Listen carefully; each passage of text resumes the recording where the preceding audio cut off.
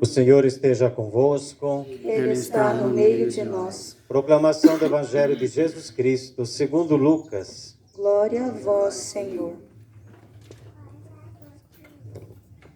Naquele tempo disse Jesus aos seus discípulos: haverá sinais no sol, na lua e nas estrelas. Na terra as nações ficarão angustiadas com o pavor do barulho do mar e das ondas. Os homens vão desmaiar de medo, só em pensar no que vai acontecer ao mundo, porque as forças do céu serão abaladas. Então eles verão o Filho do Homem vindo numa nuvem com grande poder e glória. Quando estas coisas começarem a acontecer, levantai-vos e erguei a cabeça, porque a vossa libertação está próxima. Tomai cuidado para que os vossos corações não fiquem insensíveis por causa da gula, da embriaguez e das preocupações da vida. E esse dia não caia de repente sobre vós, pois esse dia cairá como uma armadilha sobre todos os habitantes de toda a terra. Portanto, ficai atentos e orai o tempo todo, a fim de terdes força para escapar de tudo o que deve acontecer, para ficardes em pé diante do Filho do Homem. Palavra da salvação. Glória a vós, Senhor. Irmãos e irmãs, podemos assentar um pouco. Com a liturgia de hoje, nós começamos o Advento, preparação para o Natal. Mas, na verdade, para nós, o Advento é preparação para a segunda vinda de Cristo. Porque a primeira ele já veio. Depois a oração, né? A oração do prefácio diz isso. Jesus já veio a primeira vez. Na verdade, nós não estamos preparando a segunda e a última, né? Por que a gente lembra o Natal? Prepara presépio, né? Faz os símbolos. Por quê? A gente faz memória para não esquecer, né? Para lembrar que Ele sempre está presente. Na igreja, na Bíblia, desde o Antigo Testamento, e a missa é memória, é memorial. Memória, o memorial quer dizer, nós estamos presentes àquele que sempre está presente. Não somos nós que trazemos Jesus presente. Não somos nós que trazemos o Espírito Santo presente, né? Ele sempre está presente. Deus sempre é presença. E nós nos colocamos diante desta presença. Por isso Deus é presente. Não é passado nem futuro. Sempre é presente, né? Nós que temos a história do passado. Por isso a gente lembra o Natal, fazemos o presépio, lembramos que Jesus se fez criança na manjedoura. Manjedoura era o coxo dos animais. Nosso Salvador nasceu num coxo. Já pensou que Salvador é esse? É isso.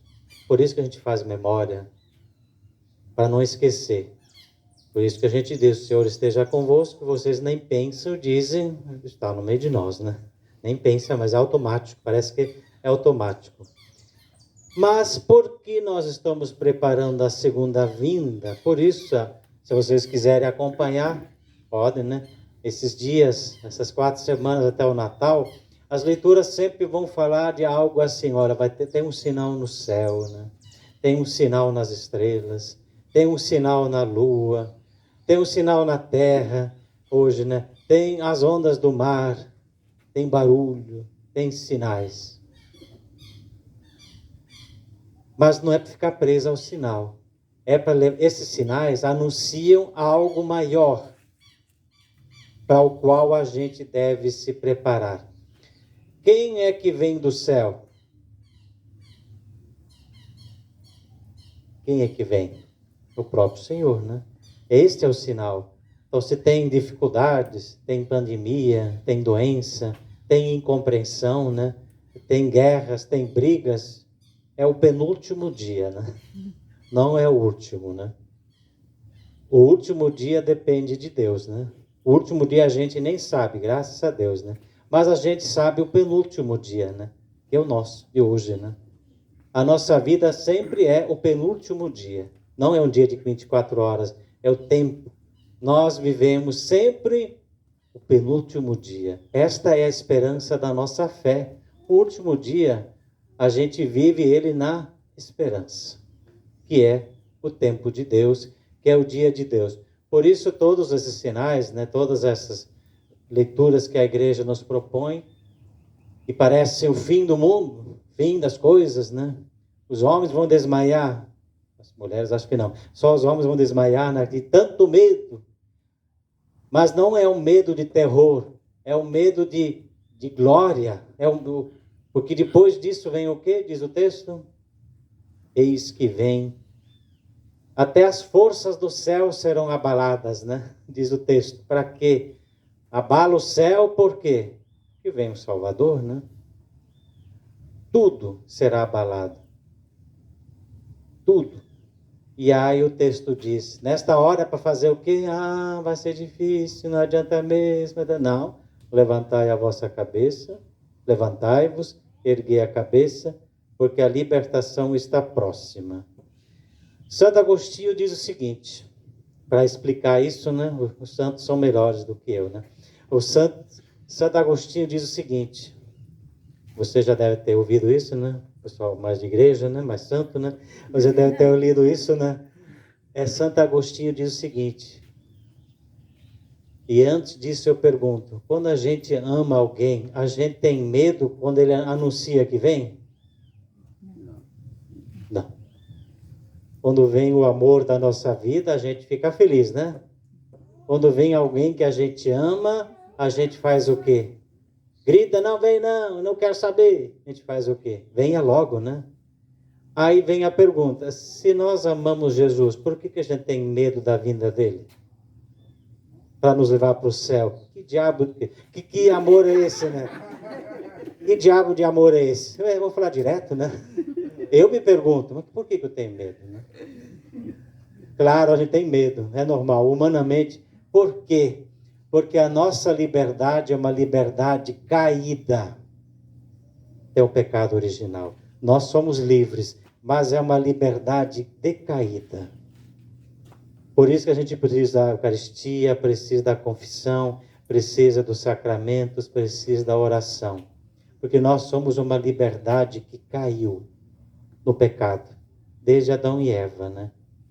Por isso a gente tem medo da morte. Porque o fruto do pecado é qual? É a morte. É isso. Por isso a gente tem medo da morte. Porque a morte nos lembra o pecado. Por isso nós somos uma liberdade, mas que teve uma queda, né? E daí que vem Jesus. Jesus veio a primeira vez e vem uma segunda vez para nos reerguer. Por isso que no Evangelho diz, é para levantar-se, né? É para levantar a cabeça. Mesmo uma liberdade caída. E daí que vem a pergunta de Santo Agostinho, que é a mesma, né? A igreja, o esposo da igreja é Jesus. Ele usa a imagem do casamento, do matrimônio, né? O esposo de Jesus é a igreja. Jesus é o esposo da igreja, né? Por que a igreja teria medo do seu amado? Somos nós, né? Se o amado vem, o amor ama esperar o seu amado, a sua amada, né? E nós também somos os amados e as amadas de Deus, né? Por isso a gente espera com amor, com esperança, mas também com medo. A gente não deve achar-se mais do que Jesus. Nós também temos medo, né? Por isso precisamos uns dos outros e precisamos da graça de Deus. O advento é esse momento, é esse tempo. Guardem, penúltimo dia, né? O último dia é de Deus. Estejamos preparados para o grande dia de Deus. É o dia da nossa salvação. Aí o Papa Francisco diz o seguinte, muitos desistem no último dia da salvação, né? Que a gente não entre nesse espírito, que a gente fique firme na tribulação, nas dificuldades. A tribulação é no penúltimo dia, não é o último, não. No último dia é a glória do Senhor que vem nas nuvens do céu, a imagem que usa para nos salvar. Por isso, mesmo caindo, a gente retoma, tristes às vezes, amargurados, a vida é difícil.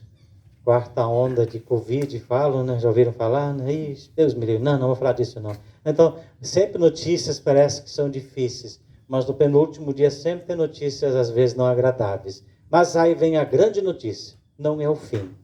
É apenas o começo do primeiro dia da nossa salvação, que depende de Deus. Chega, né? Louvado seja nosso Senhor Jesus Cristo. Para sempre seja louvado.